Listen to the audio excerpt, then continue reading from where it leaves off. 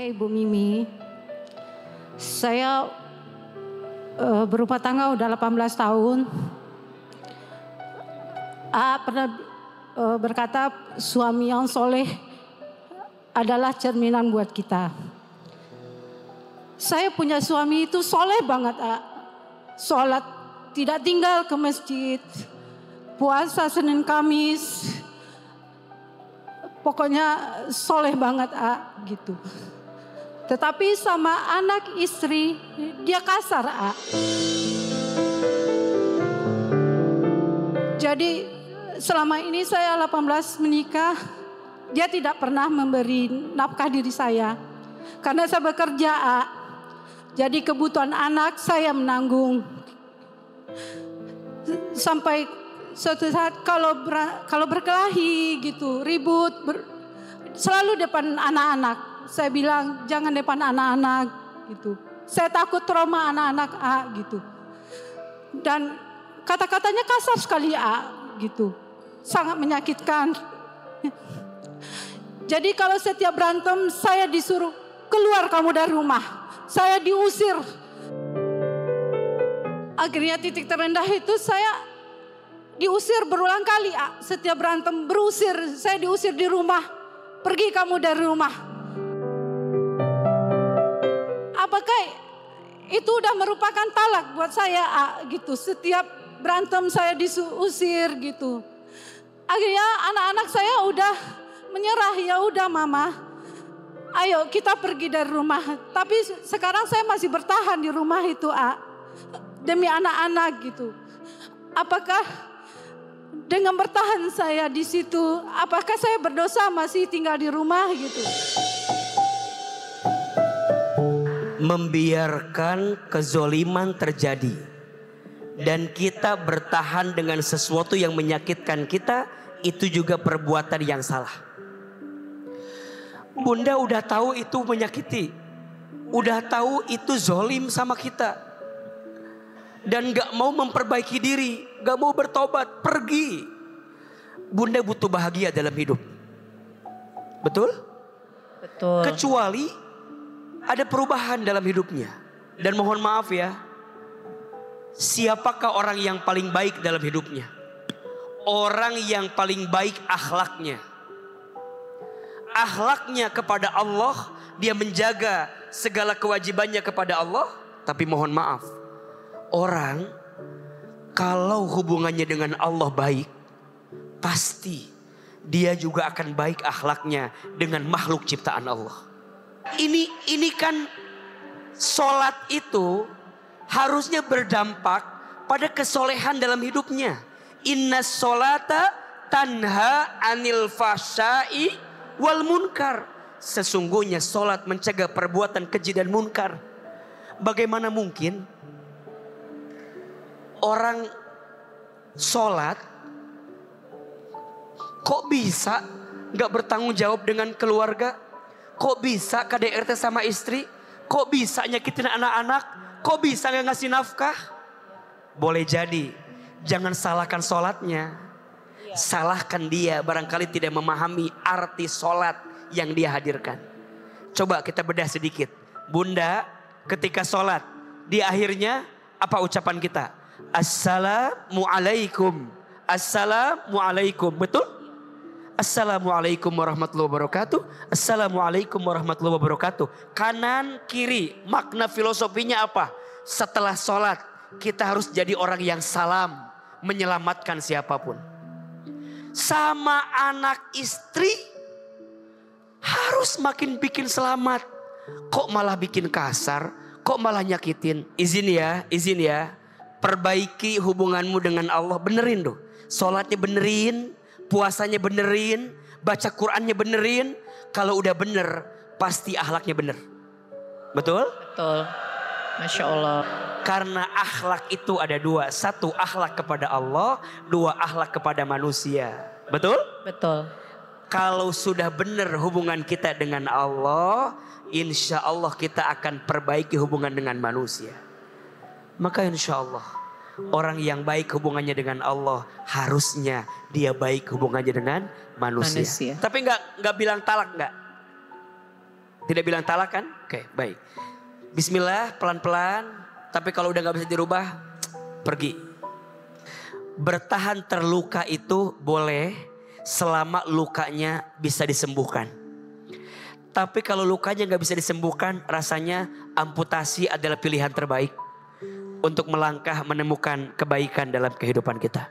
Semangat Bunda, Bunda harus bahagia, setuju? Tegar dalam hidup. La tahzan, innallaha ma'ana. Jangan sedih, Allah bersama kita. Sabar memang tidak ada batasnya. Tapi kemampuan kita bersabar ada batasnya. Betul? Jadikan solat dan sabar sebagai penolongmu. Ya ayyuhalladzina amanu sta'inu bis-sabri was-shalah. Innallaha ma'as sabirin. Bismillahirrahmanirrahim. Assalamualaikum warahmatullahi wabarakatuh. Waalaikumsalam warahmatullahi wabarakatuh. Saya seorang ibu dari 3 anak. Saya memiliki seorang suami yang sangat baik, penyayang terhadap anak-anaknya. Namun ternyata di balik lemah lembut beliau, baiknya, penyayangnya tidak menjamin seorang laki-laki setia. Tepat di tahun 2023, saat saya mengandung anak ketiga saya, ternyata suami saya berselingkuh dengan teman kantornya. Saat itu, saya menutupi semua yang terjadi terhadap orang tua dan keluarga saya. Dan pada akhirnya, saya meminta penjelasan kepada beliau dan orang tuanya beserta selingkuhannya. Sampai pada akhirnya saat 2024 bulan Mei, tepat bulan Mei, saya melahirkan anak ketiga saya. Namun suami saya pergi meninggalkan saya bersama ketiga anak saya. Dan yang membuat saya sangat kecewa itu, kenapa mertua saya ikut membenci saya dan membiarkan suami saya tetap tinggal di rumahnya, di rumah mertua saya, dibandingkan pulang bersama anak istrinya. Sebelumnya saya tidak pernah Pak Ustadz ada masalah bersama mertua saya tidak ada masalah. Lalu saat itu saya mendapatkan bukti banyak perselingkuhan mereka dari saya hamil sampai saya melahirkan. Saya sering ngirim pesan kayak, "Pah, tolong pulang gitu, anak-anak butuh kamu, anak-anak nyariin kamu." Saya gak pernah berhenti menghubungi beliau walaupun saya mencoba untuk menghubungi mertua saya, namun saya selalu mendapatkan jawaban yang kurang baik. Sampai akhirnya saya merasa depresi berat, Pak. Tepat 4 bulan lamanya saya pisah bersama beliau. Akhirnya saya belajar untuk menerima dan untuk ikhlas, mengikhlaskan. Tapi tiba-tiba beliau meminta saya dan anak-anak bertemu. Saat itu beliau meminta maaf terhadap saya. Di saat saya ikhlas, dia tiba-tiba meminta maaf terhadap saya. Dan meminta untuk kembali hidup bersama saya. Akhirnya setelah saya memutuskan dan menurunkan ego saya menerima beliau kembali Pak Ustadz. Sampai akhirnya beliau bertaubat, berusaha untuk memperbaiki dirinya dan menunjukkan bahwa beliau sungguh-sungguh ingin kembali bersama saya dan anak-anak. Dan setelah kita kembali bersama, bagaimana cara agar saya bisa tetap hidup tanpa rasa bersalah, karena saya sebagai istri tidak bisa menjaga marwah dan aib rumah tangga kami. Dan berdosakah saya kemarin sudah melawan mertua demi mempertahankan rumah tangga saya? Dan kenapa sebaik apapun menantu, ketika melakukan kesalahan akan terlihat buruk dan tidak akan hilang diingatan mertuanya? Dan jika ada istilah menantu durhaka terhadap mertuanya, tidak adakah istilah mertua yang zolim Pak Ustadz terhadap menantunya? Bunda, pertama Ahilman ingin menyampaikan bahwa pasangan kita di rumah tangga itu adalah pakaian kita. Jadi apapun yang ada dalam diri pasangan kita, jaga baik-baik oleh kita. Termasuk mohon maaf, kalau pasangan kita punya kekurangan, cukuplah kita yang tahu dengan kekurangan itu. Kalaupun misalnya harus bercerita, berceritalah kepada orang yang memang punya kapasitas untuk mendengarkan cerita tersebut. Bahasa Al-Quran menyebutkan bertanyalah kepada ahli zikir. Fas'alu ahli zikri in kuntum la ta'lamun. Bertanyalah, berceritalah kepada orang yang ahli ilmu, ahli zikir, yang dia punya kapasitas untuk menjawab atau memberikan pandangan. Maka izin Allah ya, kajian hati hadir, setidaknya kami jadi ruang bercerita bagi pemirsa, bagi jamaah. Mungkin Ahilman tidak bisa mendengar semua cerita, tapi setidaknya ada 1-2 jamaah yang punya cerita, dan ceritanya mungkin sama dengan kisah yang dialami oleh orang lain. Jadi inspirasi buat kebaikan kita. Betul? Kalaupun harus bercerita, menyampaikan, silahkan pilih kepada orang yang menurut kita punya kapasitas untuk memberikan pandangan yang terbaik. Tapi secara umum, belajar untuk saling menjaga apapun yang ada di rumah tangga. Yang kedua, saya sudah pernah punya salah sama pasangan. Gimana caranya? Wa'at bi'is sayyi'ata bil hasanati tamhuha. Ikutkanlah kebaikan setelah keburukan. Niscaya kebaikanmu akan menutupi semua keburukanmu. Poinnya, teteh sayang, kalau kita udah pernah punya salah sama suami, sok sekarang mah ke depan lebih baik sama suami. Suami, kalau Anda pernah menyakiti hati istrimu, sok bismillah, minta maaf sama istri, ke depan lebih sayang sama istrimu. Jelas? Mungkin gak bisa menghilangkan lukanya. Mungkin lukanya masih ada, tapi setidaknya ke depan akan ada kebaikan yang Allah siapkan setelah keburukan yang kita lewatkan. Jadi gimana? Jangan fokus dengan masa lalunya, tapi fokus dengan masa depannya. Yang dulunya pemarah harus pemurah. Yang dulunya suka berselingkuh, berkhianat, setia. Udah dikasih maaf loh, dikasih kesempatan lagi loh. Gak mudah maafin orang itu, betul gak? Yang dulunya pelit, lebih royal. Yang sulit ngasih, lebih senang berbagi. Ganti. Bunda sayang, yang dulu masih sering terbuka auratnya, sering mengumbar auratnya, ayo ke depan tutup auratnya.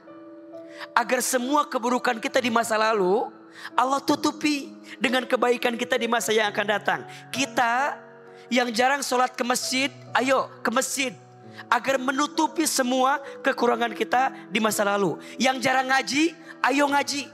Yang ketiga, kalau ada menantu yang durhaka sama mertua, apakah ada mertua yang zolim sama menantu? Ada. Ketika kapan ketika mertua tidak bisa memperlakukan menantu dengan baik, zolim. Duhai untuk orang tua yang sudah punya menantu, sayangi menantumu sebagaimana engkau menyayangi siapa? Anakmu sendiri. Karena bagaimanapun setelah menikah berarti dia adalah orang yang mencintai anakmu, betul gak? Bagaimana mungkin engkau minta menantumu mencintai anakmu sedangkan kamu tidak sayang sama menantumu? Maka menantu dan mertua bukan saingan. Menantu dan mertua jangan merasa berkompetisi. Jangan kemudian kamu pilih siapa? Istrimu atau ibumu? Istri dan ibu bukan untuk dibandingkan. Betul? Jangan pernah ada pertanyaan pilih ibumu atau istrimu. Jangan. Orang tua nanya begitu salah. Istri nanya begitu sama suami, sayang pilih mana? Aku atau ibumu? Salah. Istri dan ibu bukan untuk dibandingkan. Dua-duanya jalan keberkahan. Yang kalau kita berbuat baik kepadanya, maka Allah akan curahkan kebaikan untuk kita semua. Bahagiakan ibumu, maka Allah bahagiakan hidupmu. Sayangi istrimu, maka Allah akan sayangi hidupmu. Beruntunglah laki-laki yang masih punya ibu dan punya istri. Apalagi ditambah satu punya anak perempuan. Masya Allah. 3 perempuan yang doanya mustajab. 1, doa ibu untuk anaknya. 2, doa istri untuk suaminya. 3, doa anak perempuan untuk ayahnya. Kalau punya 3 perempuan itu, pegang erat-erat, jaga baik-baik. Dan jangan pernah menyakiti hati perempuan. Hati perempuan itu seperti cermin. Cermin itu kalau sudah pecah, engkau bisa merangkai kembali pecahan cerminnya. Tapi pantulan cahayanya tidak akan sama seperti sedia kala. Itulah hati perempuan. Kalau sudah tersakiti, mudah memaafkan, tak mudah melupakan. Betul? Sebaliknya, ibu juga, istri juga harus memuliakan siapa? Suami. Kenapa Ustadz? Karena seorang istri yang pandai memuliakan suaminya, maka Allah akan bahagiakan hidupnya. Teteh, semangat. Salam buat keluarga. Sekarang sudah balik lagi kan? Sudah kumpul lagi dengan suami. Sudah. Dengan mertua hubungan masih? Alhamdulillah sekarang sudah membaik. Sudah membaik ya, alhamdulillah. Assalamualaikum warahmatullahi wabarakatuh. Waalaikumsalam warahmatullahi wabarakatuh. Assalamualaikum. Saya Sisi Sahwardi. Aku ibu 4 anak. Iya. Anak aku 1, 2, 3 kebetulan sangat berdekatan lahirnya. Dan dikasih rezeki sama Allah pula berdekatan pula nikahnya. Masya Allah. Alhamdulillah aku ridho. Ridho sama semua perkawinan anak aku. Tapi aku tanya, apakah karena perkawinan, karena adanya anggota baru dalam keluarga kami, harus ada perpecahan di antara anak yang lahir dari rahim yang sama? Konflik dimulai dari mereka yang otot buru-buru buat nikah. Yang aku tahan, tunggu kakaknya pertama baru nikah. Yang kedua beda tahun, hanya beda jarak bulan. Yang ketiga beda bulan. Kalau orang negatif thinking, malfahir batin, dipikir orang kan ini apa ya? Ini anaknya Teteh Sisi hamil semua atau gimana gitu kan. Padahal alhamdulillah qadarullah tidak terjadi apapun. Aku nahan untuk tolong nanti ya gantian. Nah karena terburu-burunya menikah yang akhirnya membuat ada konflik ya. Kita harus jujur ya, ada keuangan di dalamnya, psikologis, mental. Itu membuat banyak polemik. Akhirnya satu sama lain harusnya anggota baru itu kumpul. Malah mereka ribut karena persoalan yang memang itu persoalan. Aku sebagai penengah di antara mereka, kebetulan aku sendiri. Ya, jadi udah pisah dengan papa mereka. Menengahkan mereka ini sedikit rada sulit. Satu sisi yang satu bilang aku bela yang satu. Satu sisi bilang aku bela yang satu. Apa yang sebenarnya harus mereka lakukan langkah dalam rumah tangga, bersaudara dan kepada aku. Yang kedua, doa aku sepanjang masa buat anak aku tidak akan pernah berhenti. Sesakit apapun ibu. Tapi tetap rasa kecewa itu akan selalu ada. Yang aku mohon, amalan apa yang aku bisa tidak hanya di mulut keikhlasan aku, tapi juga ikhlas dalam hati, jiwa dan kehidupan aku. Bunda, ini nasihat rumah tangga.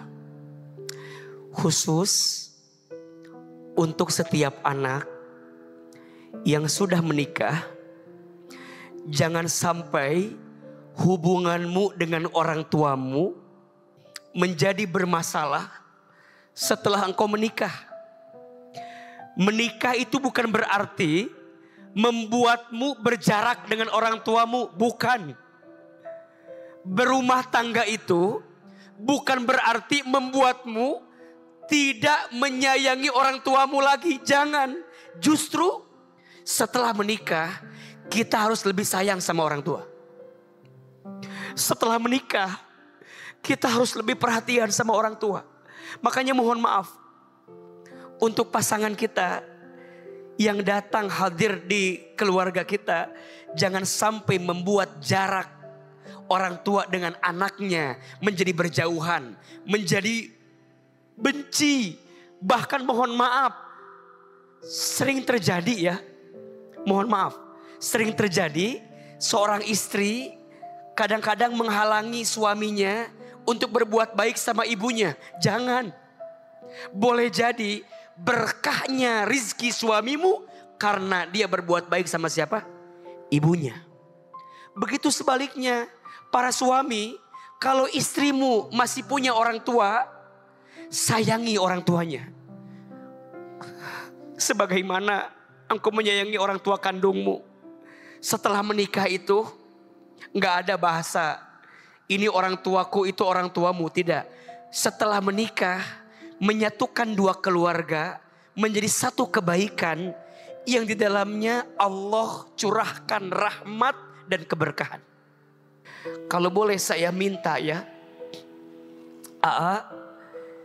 jika seandainya orang tua saya masih ada, saya akan minta beliau tinggal di rumah saya. Saya akan minta beliau untuk hadir bersama saya. Artinya, untuk kita yang masih punya orang tua, pegang erat-erat, jaga baik-baik. Jangan sampai seorang ibu merasa kehilangan ketika anaknya sudah menikah. Kok jadi jauh ya A? Kok jadi berjarak ya A? Kok jadi beda ya A? Sikap anak saya? Jangan. Justru setelah menikah, dia menemukan pasangannya. Dia merasa bahwa anakku berubah lebih baik ya setelah punya pasangan yang baik. Anakku tambah sayang ya sama aku setelah dia punya pasangan yang baik. Itulah keberkahan. Dan kalau itu sudah terjadi, tunggu saatnya Allah akan berikan banyak kebahagiaan untuk kita. Tapi yang kedua, mohon maaf. Orang tua, kalau anak sudah menikah, belajar ya, jangan terlalu ikut campur berlebihan terhadap apa yang dihadirkan oleh anak kita. Biarkan dia punya pilihan, biarkan dia juga punya pandangan, biarkan dia juga punya sikap. Tugas kita hanya mengarahkan saja. Ngasih nasihat, ngasih masukan. Cukup. Pertanyaannya, doa apa ya yang bisa saya baca agar keluarga saya itu Allah jaga dalam kebaikan. Pasangan saya, anak-anak saya, keturunan saya. Agar kemudian Allah bimbing dia menjadi orang yang bertakwa. Kita baca doanya. Ini doanya Nabi Ibrahim alaihissalam. Ya, yang Nabi Ibrahim doakan untuk keluarganya. Bismillahirrahmanirrahim.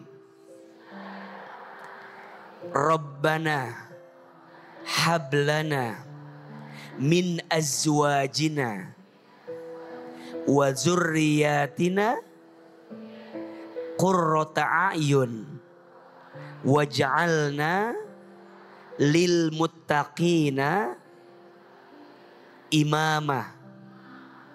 Doa yang kedua, ini doa agar kita diberikan kecukupan, kekayaan dan ketakwaan, wabil khusus untuk keluarga kita. Sekali, bunda sekali. Allahumma inna nas'alukal huda wattuqa wal afafa wal ghina. Mbak Sisi mudah-mudahan kuat dan tetap mencintai anak-anak dengan segala kebaikan, dan doakan semoga anak-anak dilembutkan hatinya oleh Allah Subhanahu wa taala. Amin ya rabbal alamin. Mama minta tolong, jangan jadikan mama orang tua yang gagal. Kalian tahu, sakit luar biasa yang mama jalanin dari hari pertama pernikahan sampai detik hari ini. Kalian tahu,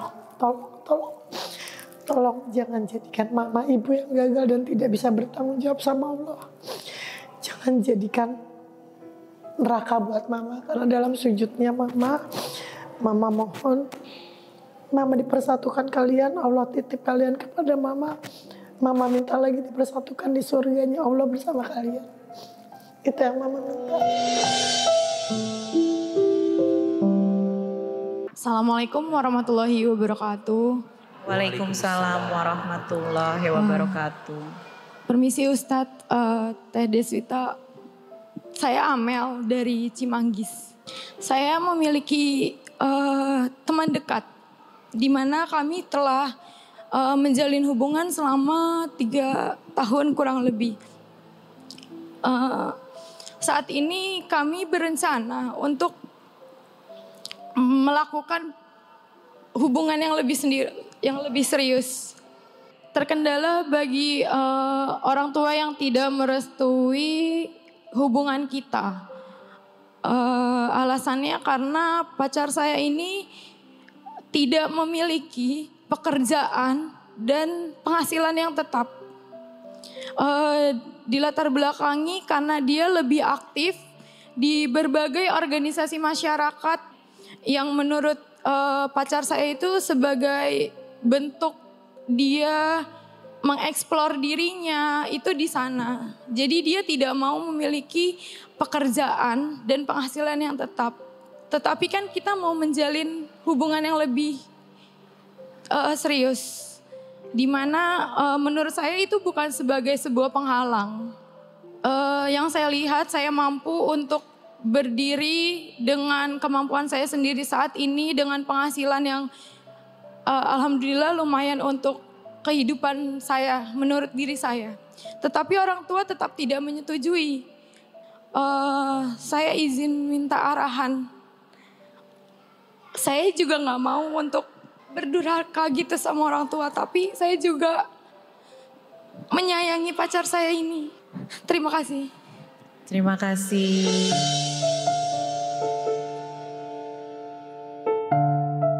Jadi kalau kita mencintai seseorang, kita harus perjuangkan dengan kesungguhan dari apa yang kita hadirkan.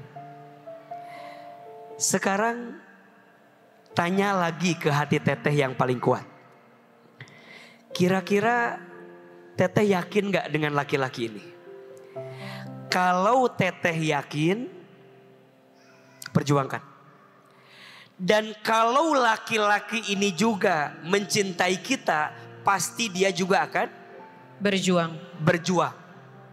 Saya yakin dengan laki-laki ini karena dia memang yakin sama keyakinan dirinya untuk sebuah organisasi yang dia lakuin sekarang itu berdampak baik untuknya. Pada bab ekonomi kita bisa berjuang bersama. Betul. Tapi yang menjadi masalah kan calon Teteh ini belum bisa meyakinkan orang tua Teteh dengan keadaan yang dia miliki. Berarti maksud Ahilman, kalau dia serius mencintai Teteh, dia juga harus meyakinkan orang tua Teteh bahwa saat anak perempuannya nikah sama saya, semua akan baik-baik saja. Betul? Betul. Karena saya percaya setiap orang tua pasti inginnya anaknya bahagia atau tidak? Bahagia. Pasti kok pelan-pelan kalau ada perjuangan, kalau ada kesungguhan pasti ada jalan. Betul? Man jadda wajada. Barang siapa yang bersungguh-sungguh pasti dia akan mendapatkan. Pelan-pelan Teteh sama calon temuin orang tua, ngobrol baik-baik, ceritakan, sampaikan. Percayalah pasti ada kebaikan dari apa yang orang tua hadirkan untuk kita semua. Dan pesan Ahilman, Jangan memaksa untuk melangkah sebelum kita mendapatkan restu yang terbaik dari orang tua. Tahan, pelan-pelan berjalan sampai ada waktu yang menjawab atas semua perasaan yang Allah hadirkan di hati kita. Itu pesan saya, mudah-mudahan bisa diterima.